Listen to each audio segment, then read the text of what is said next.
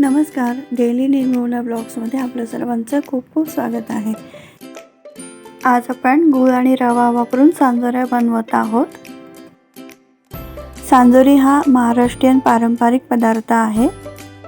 सांजोरी आपण अक्षय तृतीयेला बनवतो, दिवाळीला बनवतो, तसंच नवरात्रामध्ये देवीच्या घटाला तर फुलोरा बांधतो आपण, म्हणजे तोरण बांधतो, त्यावेळेला तर नक्कीच करतो। तर आपण आता रेसिपीला सुरुवात करूयात। तर मी एकदम रेसिपी सोप्या पद्धतीने सांगितलेली आहे, कोणीही करू शकतं। तर मी एक वाटीचं प्रमाण घेऊन सांजोऱ्या बनवलेल्या आहेत।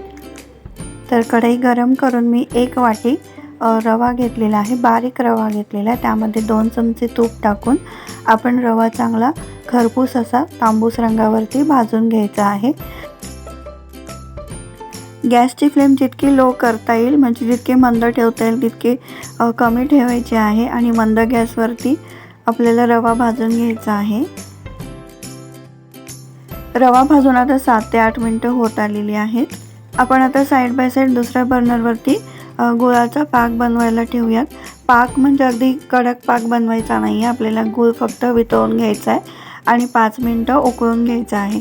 तर आपण ज्या वाटीने रवा घेतलेला आहे त्याच वाटीने मी अर्धा ते पाऊण वाटी पाणी घेतलेलं आहे।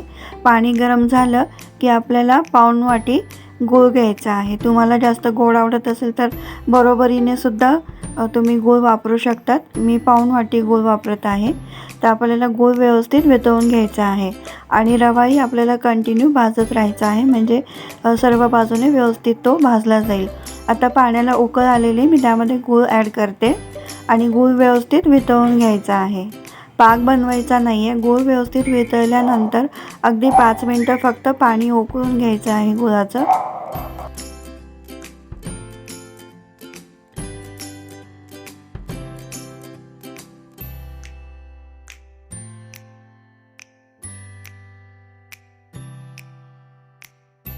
हे पाक गुळवणी तयार आहे, म्हणजे गूळ आणि पाणी व्यवस्थित उकळून झालेलं आहे। आणि आपण आता रवा व्यवस्थित भाजून घेऊया तांबूस रंगावरती। गुळवणी जे बनवली आहे त्याचा गॅस आपण बंद केलेला आहे, ती थंड करायला ठेवायची आहे। तोवर आपला रवा भाजून होतोय। मंद गॅसवरती 20 ते 25 मिनिटं आपण रवा छान भाजून घ्यायचा आहे।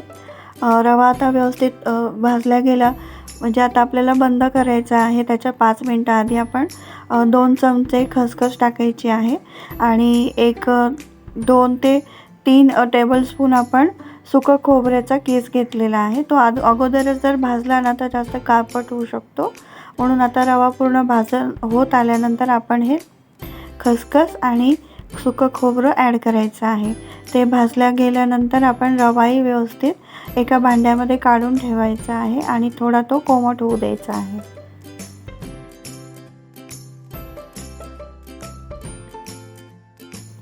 रवा आणि गुळवणी दोन्ही गार असले पाहिजे। जास्त गरम जर असेल ना तर ते पाक होतो आणि रव्यामध्ये ते पाणी व्यवस्थित शोषलं जात नाही, म्हणून थोडं कोमट किंवा गार असू द्यावं। आणि गुळवणी आपण, म्हणजे गुळाचं जे पाणी बनवलेलं आहे ते आपण रव्यामध्ये गाळून टाकणार आहोत, त्यामुळे त्याच्यातला घाण कचरा गाळणीमध्येच राहील।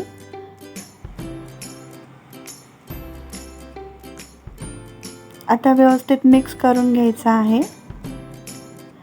तुम्हाला सुरुवातीला जरी वाटत असलं ते पातळ आहे म्हणून, पण आपल्याला ते 12 ते 13 तास झाकून ठेवायचं आहे, तर रवा पूर्ण त्याचा ओलावा शोषून घेतो। आणि गुळवणी थोडी थोडी टाकायची आहे, एकाच वेळेस सगळी टाकायची नाही।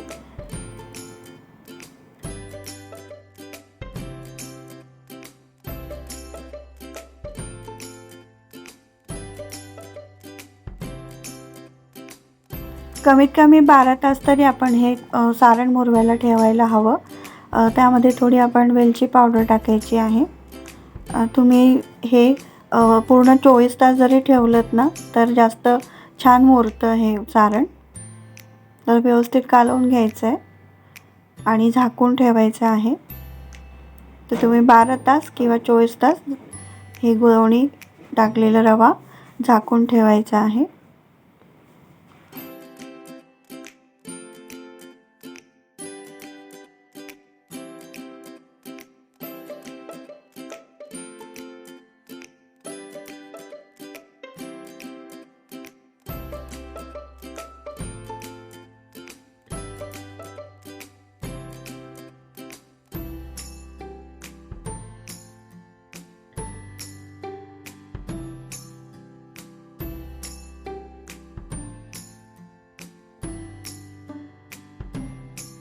मी हे सारण 15 ते 16 तास भिजवलेलं आहे. बघा आता कसं छान मोकळं झालेलं आहे. व्यवस्थित ते फोडून घ्यायचं आहे. त्याच्यात जर गाठी वगैरे असतील तर त्या हाताने दाबून मोकळ्या करून घ्यायच्या आहेत.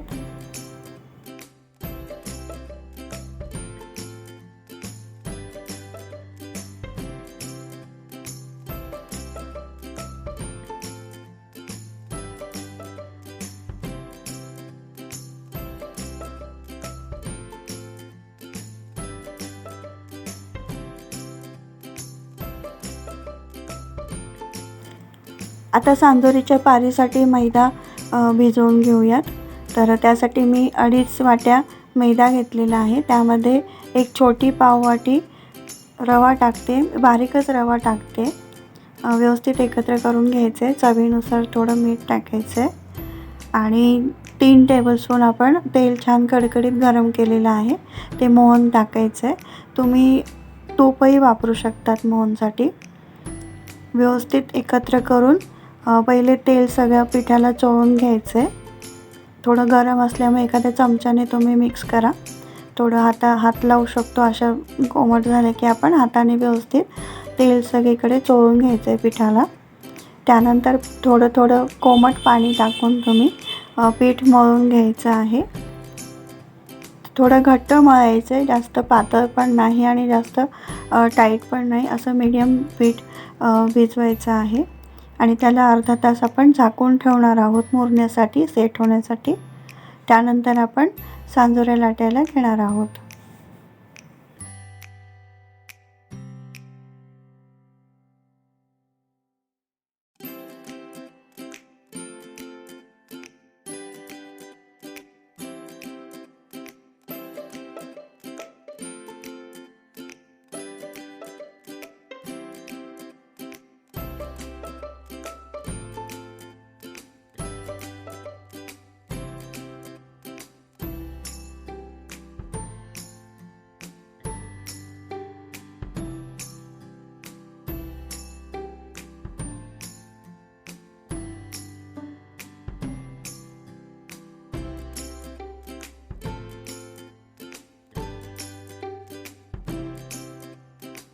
अर्धा तास आता पीठ व्यवस्थित मुरलेलं आहे. परत हाताने थोडंसं तेल लावून व्यवस्थित चोळून घ्यायचं आहे आणि आपल्याला हव्या त्या आकाराच्या लाट्या करून घ्यायच्या आहेत.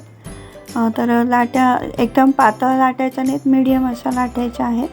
पुरीपेक्षा पातळ लाटायच्या आहेत. तुम्ही पीठ लावूनही लाटू शकतात किंवा बिना पीठ लावायचं सुद्धा लाटू शकतात, कारण की तेल आपण मोहन टाकलेलं आहे तर चिटकत नाहीत त्या. छान भरगच्च असं सारण भरायचं आहे. तुम्ही हव्या त्या आकाराच्या सांजोऱ्या बनवू शकता. फक्त त्यामध्ये सारण थोडं भरगच्च असू द्यावं, कारण की आपण त्या तळतो तेव्हा अजून जास्त फुलतात. तर पोकळ नको जास्त. जितकं सारण जास्त असेल तितकं खायलाही सुंदर लागतात.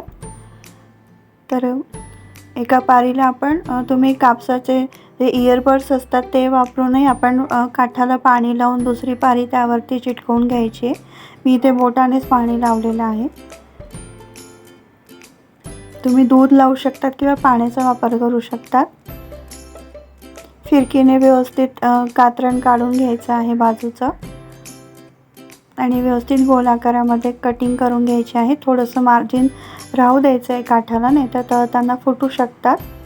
काठ थोडेसे दाबून घ्यायचे आणि एका तुम्ही जर ताटामध्ये ठेवत असाल तर थोडंसं पीठ भुरभुरवायचं, मैदा भुरभुरवायचा. आणि जर तुम्ही सुती कपड्यावरती जर ठेवत असाल तर तिथं काही पीठ लावायची गरज नाही आहे. पेपरने किंवा कपड्याने तुम्ही झाकून ठेवायच्या आहेत. पहिले सगळ्या सांजोऱ्या बनवून घ्यायच्या आहेत, लाटून घ्यायच्या आहेत, भरून व्यवस्थित तयार करून घ्यायच्या आहेत. सगळ्या बनवून झाल्यानंतर मग आपण तळायला घेणार आहोत. तर अर्धा तास तरी आपण या बनवून अशा झाकून ठेवणार आहोत. त्यानंतर आपण तळायच्या आहेत. तुम्ही तेलामध्ये किंवा तुपामध्ये तळू शकतात. तर मी जेवढं प्रमाण सांगितले त्याच्यामध्ये एवढ्या सांजोऱ्या तयार झाल्या आहेत आणि एवढं सारण उरलेलं आहे. साधारण 2 सांजोऱ्यांचं सारण उरलेलं आहे. आता कढई गरम करून मी पहिले गोळा मैद्याचा बारीक तुकडा टाकून बघितला आहे तेल व्यवस्थित तापलं की नाही. तेल व्यवस्थित तापवून घ्यायचं आहे आणि लो टू मीडियम गॅसवरती सांजोऱ्या छान तळून घ्यायच्या आहेत खरपूस अशा. तुम्ही जितके जास्त खरपूस करणार ना त्या तितके जास्त दिवस टिकतात आणि व्यवस्थित अशा कडक छान खरपूस अशा तळून घ्यायच्या आहात. मीडियम गॅसवरती तळा किंवा लो टू मीडियम गॅसवरती तळा, म्हणजे आतमध्ये सुद्धा व्यवस्थित त्या तळल्या जातील.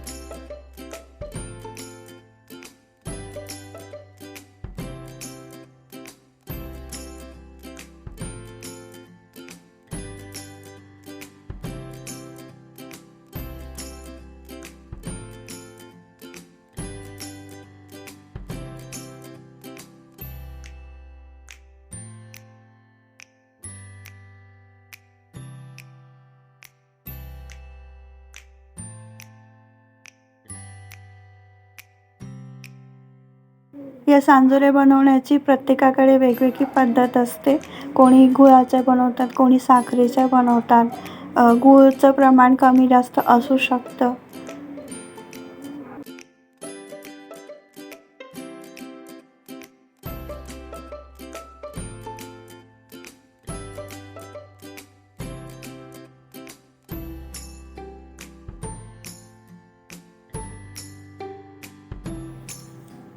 बॅचेसमध्ये व्यवस्थित तळून घ्यायच्या आहेत सांजोऱ्या.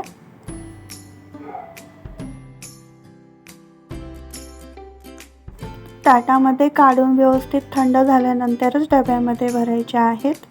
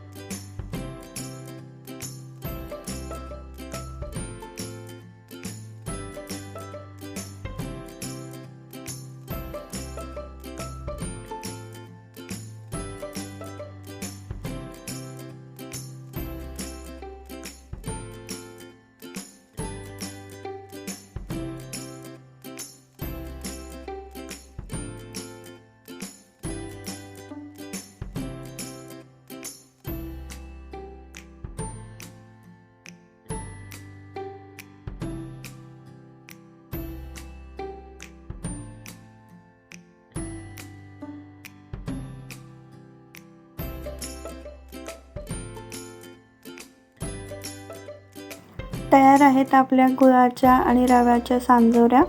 तर रेसिपी कशी वाटली याबद्दल नक्की कमेंट करा, लाईक करा, शेअर करा आणि सबस्क्राईब करायला विसरू नका.